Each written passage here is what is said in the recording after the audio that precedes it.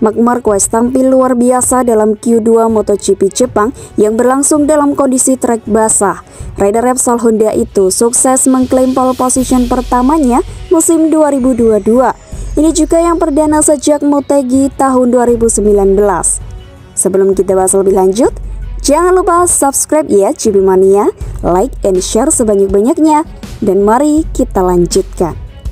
Setelah sempat tertunda cukup lama dan tanpa latihan bebas ketiga yang dibatalkan akibat cuaca buruk melanda Mobility Resort Motegi, sesi kualifikasi kelas MotoGP bisa dilaksanakan.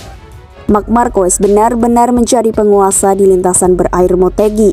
Ia mengamankan pole setelah mencetak waktu lap tercepat di Q2, 1 menit 55,214 detik. Pesaing seriusnya hanya Johann Zarco. DBB Allianz sempat duel melawan pebalap Pramac Racing tersebut. Pada akhirnya Marquez lah yang menang. Ia menyelesaikan sesi kualifikasi dengan keunggulan 0,208 detik. Ini merupakan raihan pole pertama Marquez dalam 1071 hari. Sebelumnya kali terakhir DBB Allianz sukses mengklaim posisi start terdepan terjadi dalam GP Jepang 2019. Sementara itu, posisi ketiga diklaim oleh rider Red Bull KTM Factory Racing, Brad Binder. Melengkapi top 5 ada Maverick Viñales dan Jorge Martin. 3 kandidat juara dunia musim ini tak ada yang berhasil menembus front row. Alex Espargaro menjadi yang terbaik di antaranya dengan finish ke-6. Pemimpin klasemen MotoGP 2022 Fabio Quartararo hanya menyelesaikan Q2 di urutan 9. Sedangkan Francesco Bagnaia lebih buruk lagi di P12. Seperti yang diketahui, sesi kualifikasi harus molor dari jadwal yang awal karena cuaca yang tidak memungkinkan. Penundaan terjadi setelah hujan deras menginterupsi Q2 Moto2. Bahkan FP3 kelas MotoGP terpaksa dibatalkan. Rider Monster Energy Yamaha, Franco Morbidelli mengawali Q1 dengan catatan waktu 1 menit 57,369 detik untuk memuncaki time sheet. Tetapi Jorge Martin segera melesat dalam 1 menit 56,229 detik. Johann Zarco melaju kencang di lintasan berair tetapi belum cukup menjangkau Martin. Ia tertinggal 0,077 detik. Ini memastikan dua Pramac Racing Ducati menguasai 2 posisi teratas. Martin mampu menejamkan waktu menjadi 1 menit 55,915 detik, tetapi Zarco tidak mengalah. Ia akhirnya berhasil mengambil alih pimpinan setelah mencetak 1 menit 55,330 detik. Sementara itu, Enea Bastianini mengancam di P3. Rider LCR Honda sekaligus wakil tuan rumah Takaki Nakagami terjatuh di tikungan 14. Tidak beberapa lama, Bastianini yang mengalami insiden di T5 ini kali kedua Labesia crash selama akhir pekan Motegi. Alhasil ia hanya menyelesaikan Q1 di urutan kelima. Tampaknya Bastianini akan menjalani balapan sulit hari Minggu nanti. Sedangkan Zarco dan Martin berhak lolos ke sesi berikutnya Q2. Sementara itu, sesi Q2 tetap berlangsung dalam kondisi trek basah. Pada tahap awal, Zarco memimpin dengan catatan waktu 1 menit 56,076 detik. Rider Prancis itu unggul sekitar 0,2 detik atas kompatriotnya Fabio Quartararo.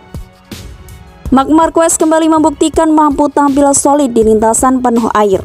Ia mengambil alih posisi teratas setelah mencetak 1 menit 55,698 detik, lebih cepat 0,076 detik dari Zarco. Sementara Jack Miller ada di P3, tetapi kemudian disalip oleh Brad Binder. Francesco Bagnaia tampak benar-benar kesulitan mengatasi trek basah. Masuk paruh akhir Q2, ia masih berada di P12 atau urutan buncit. Pecco tertinggal lebih dari 3 detik dari Marquez. Marquez belum selesai, Spaniard menajamkan waktunya menjadi 1 menit 55,214 detik.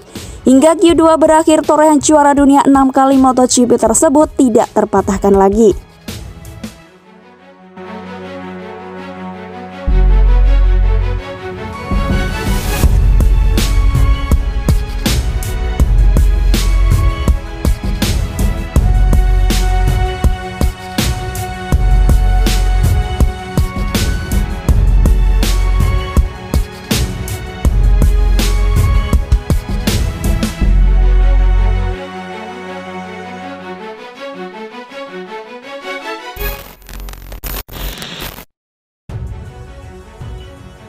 Salah satu favorit juara dunia MotoGP 2022, Francesco Bagnaia, mengaku telah berusaha meyakinkan sang mentor untuk melatihnya di setiap akhir pekan Grand Prix.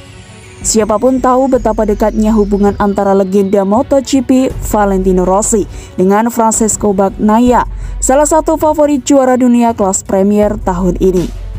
Sebagai pembalap asal Italia, tidak heran Bagnaia begitu mengidolakan juara dunia 9 kali itu yang juga kompatriotnya. Bagnaia bergabung ke VR46 Riders Academy, sekolah balap milik Rossi, sejak tahun 2014, saat dirinya masih turun di kejuaraan dunia Moto3. Di akademi balap milik Rossi itulah Pecco berkembang sehingga mampu turun di MotoGP pada tahun 2019, tepat setelah menjadi kampiun Moto2. 2 tahun membela tim satelit Ducati di MotoGP, Prima Pramac Racing. Sejak tahun 2021, Bagnaia ditarik skuad pabrikan asal Borgo Panigale, Bologna, Italia tersebut. Tahun lalu, Pecco langsung mencuat dengan menempati runner-up klasemen akhir MotoGP 2021. Kini saat MotoGP menyisakan 5 balapan, Bagnaia berada di P2 dan hanya tertinggal 10 poin dari pemimpin klasemen yang juga juara dunia bertahan Fabio Quartararo. Seperti dikutip Sky Sport, Bagnaia mengaku pernah meminta mentornya di VR46, Valentino Rossi, untuk membantunya di sirkuit pada setiap akhir pekan Grand Prix. Saya pernah memintanya untuk melatih saya, tetapi ia sepertinya masih belum berkenan. Mungkin di lain waktu, ia bakal bersedia membantu saya, tutur Bagnaia. Saya juga menanyakan Rossi apakah dirinya bisa secara rutin datang ke setiap balapan untuk mendukung saya dari luar trek, atau menyemangati saya sebagai pelatih. Ia menjawab, jika mampu datang ke trek pasti akan membantu saya. Saya berharap tahun depan Rossi bisa lebih sering datang ke sirkuit. Saya menilai ia sama baiknya antara menjadi pembalap dengan pelatih, tutur pembalap kelahiran Turin, Italia pada 14 Januari 1997 itu. Tahun ini, Francesco Bagnaia berhasil mencatat rekor sebagai pembalap Ducati pertama yang mampu memenangi 4 race secara beruntun di MotoGP Belanda, Inggris, Austria, dan Marino. Total sudah 6 kemenangan dari 15 race pada MotoGP 2022 ini.